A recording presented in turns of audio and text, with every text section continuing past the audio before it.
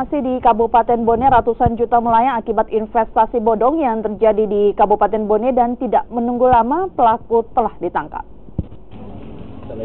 Puluhan warga Kecamatan Palaka, Kabupaten Bone, Sulawesi Selatan yang menjadi korban penipuan investasi modal usaha mendatangi kantor polisi. Mereka melaporkan Arif, warga desa Waen Pubu, Kecamatan Amali, karena telah melakukan penipuan ratusan juta rupiah dana milik warga. Di toko jadi depan. Anu saja untuk modal usaha. Janji lagi nih Karena sebenarnya biarpun dia tidak suruh ambil uang bank, saya memang pakai uang bank.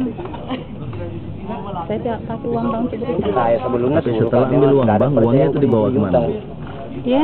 Setelah ambil uang bank, dibawa kemana uang? Yang 50 juta. Dibawa ke dia, Pak. Disetor semuanya ke dia? Iya. Itu uang yang kita bawa ke sana itu untuk modal usaha kita sendiri. Modal usaha. Tapi tidak dikasih.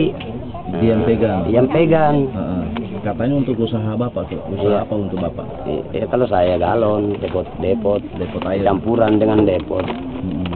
Tapi perjalanannya bagaimana Pak? Kemudian sampai Bapak tahu kalau ini modus penipuan?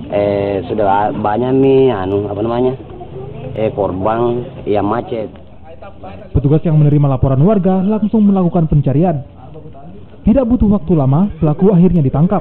Berikut puluhan unit kendaraan roda 4 dan 2 serta uang puluhan juta rupiah. Barang bukti yang kita sita dari tersangka ini ada 17 item. Di antaranya ada kendaraan, handphone, uang tunai, terus beberapa tabungan, serta alat yang dijadikan modus untuk menjampi-jampi.